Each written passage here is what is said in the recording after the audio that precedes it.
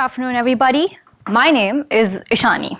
And disclaimer, this talk has no life hacks and no five-step solutions. If anything, it's a rant and a really desperate attempt to get to the crux of something that I have felt my whole life.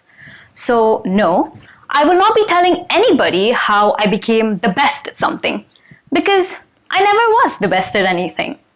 But sometimes, not being the best is what gives you the best lessons. At least as some of you may remember, a few weeks ago, I ran for the student education leader in the university elections. I had gathered all my friends and we shot this really slick campaign video, if I say so myself, and everybody around me had told me that I was going to easily win this election. Well, plot twist, I didn't win. And a lot of you may have considered that failure. But me? I considered it a failure too. Well, I was unhappy the whole day, I didn't want to talk to anybody, and I was sulking, and the only thing that helped me was making myself a bowl of buldak ramen. Somewhere between burning my tongue and wallowing in my own self-pity, I realized that I had been putting off writing this very speech. And in some sort of a really twisted cosmic joke, the universe was like, here's your material. I was wondering, why it hurt to lose so much. It was merely an election. It was going to happen next year as well. But the fact that I wasn't best liked felt like a punch in the gut. And now that somebody had already stabbed me with a dagger, I might as well twist it.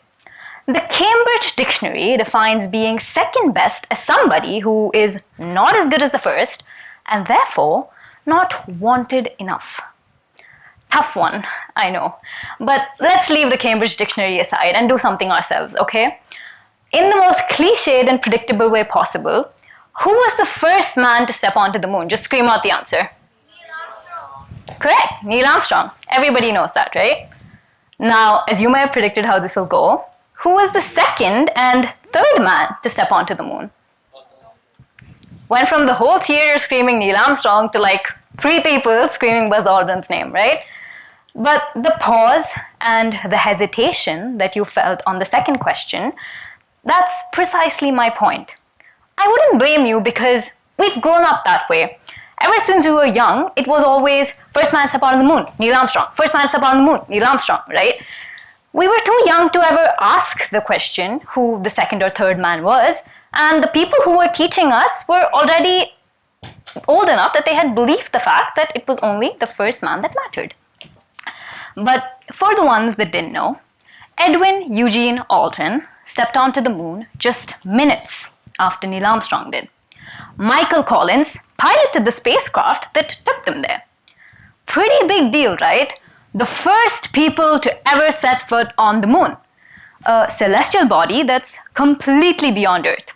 And they were celebrated for it, of course. They had movies, TV shows, films, interviews, news articles, all come their way. But over time, something changed.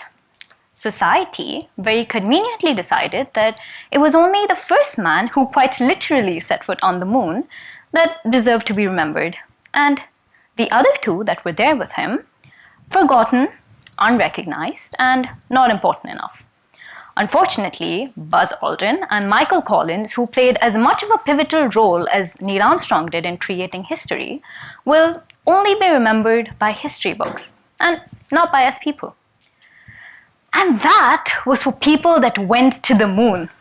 So imagine what that kind of invisibility does to the rest of us. Normal people living ordinary lives. Growing up, I was a not bad child. I wasn't a topper, but I got good enough marks. I wasn't the most popular, but people knew me enough. Basically, I was not the smartest, the most charming, or the funniest. It was almost like I spent my whole life trying and pushing and striving to feel validated from the people around me. But after all of this, it still felt like my name was always etched onto the fact that I will always be second place. Around the same time, I also had a realization that we are our biggest critiques. So no matter how good we are at something, we're always going to consider ourselves being bad at it. we're never going to think we're the best at it. So, if nobody really thinks that they're the best at something, then who really is the best? We've all spent so much time in our life just chasing this mythical best version of ourselves that truly we're just afraid of being second place because we think that second place is for losers. But the reality is that second place is for learners. And while everybody around me, including myself, was trying to be seen by the people around me, I saw one very important fact. And it was that not being the best might actually have been the best thing to ever happen to me. This glorification of the first place or being the best has led people to believe that they're in a constant state of competition where if they are mediocre or average or second place, it's considered a loss. And that's what we've been told, right? In books, in movies, in pop culture, everywhere we've been told to stand out, not be part of the crowd, be special, think out of the box. That's the advice that we've gotten ever since we were children. But the truth is that second place truly means unfinished business. It means that there's room for improvement, and most importantly, it means that you are still in the race. A lot of people misinterpret success as being the so-called best at something. But true success lies in the ability to learn, to grow, and to evolve in order to become a better individual through all of your experiences. And if I had to choose between victory and growth, I would choose growth because victory is transient. If you win something today, the other person is going to win the same thing tomorrow. But growth isn't glamorous, but it is what lasts. I've noticed this really bizarre thing when it comes to Olympic medal ceremonies, and tell me if you notice the same, but it is often that the silver medalist is the most saddest person on the podium.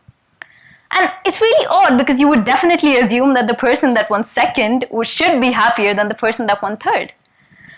But even in the Olympics, a silver medal comes with regret. It comes with the thought that I almost won the gold. But a bronze medal comes with gratitude because at least I'm on the podium. And that's how our brains work. Our brains don't even register our wins as wins because we've been told societally and intrinsically that first place is the only acceptable form of victory. And that hits home, right? Because even as I'm saying all of this, I have an Indian auntie in my brain going like, "Beta, the world isn't fair. Be best or be forgotten." And she's right. The world isn't fair. But since we already know that the world isn't fair, why are we still trying to measure ourselves to the standards of this unfair world? It's like going to play a game that you already know is rigged. Let's do something. How many of you here are women? A show of hands, please. Great. How many of you here are women that study biomedical sciences? How many of you women that study biomedical sciences love public speaking? Did you notice that? If I went on and on narrowing down the criteria, there's nobody left except me. Because your personality, your humor, your interests, your strengths, and your weaknesses, they're all different inherently without you even trying. And yet, here we are, constantly trying to prove that we're special and that we're better than everybody else in the room. Do you know the scientists have found that the odds of you being born exactly as you are right now, with your DNA, your parents, and your life experiences, is exactly 1 in 400 trillion. So, technically, you've already won the greatest race in the world. The rest of it is to just be yourself. Vitality. That's the theme for today, right? What is vitality? Vitality is not drinking a green juice and going for a run at 6 a.m., which if you do, my condolences to you. But vitality is about movement. Not just physical movement, but emotional, intellectual, and spiritual movement. It's the strength that you need to have to wake up every single day and think, I'm going to give life another chance today. It's the courage that you need to have to try something, fail at it, and then try again. You often think, if I'm not the best at something, then why even bother, right? Like, am I even a dancer if the only thing I dance to is sad Bollywood music at 2 a.m.? Yes, you are, because doing is enough. You do not need a gold medal to validate joy. And that's what makes you different, right? You may be a decent student, an average dancer, an overly chaotic sibling, an empathetic friend, and a really active listener. But these are the things that add colors, they add layers, and they add vitality to your life. If you were just automatically good at every single thing in your life would be so boring and so monotonous. If Picasso painted his best masterpiece when he was 17 years old, we wouldn't know what 70 years of evolution looked like. And that's why greatness isn't in peaking early, it's in never stopping. And that's also why life isn't a scoreboard, it's a story. And the best stories are the ones in which the main character doesn't win their first battle, but they evolve to become their own versions of success. Think of it as something like this, and full disclosure, I found this quote on TikTok, but you are not a self-improvement project. You're allowed to just live. Take life as something a kid would think of, with widened eyes, messy hands, and most importantly, zero shame. Some days you'll thrive, and some days you'll survive. And both of them are completely okay, because it's rarely about winning. It's about having the ability to reinvent yourself and embrace growth. It's about having the courage to come back after every setback, every failure, and every second place finish. So maybe I will always be second place. Maybe I will not be the name that people remember first. But that means that I will still be in the race for tomorrow. And if life is truly a race, I do not want to be the one that sprints and burns out. I want to be the one that keeps running. So I'll end up running the elections next year again, and possibly I might fail again.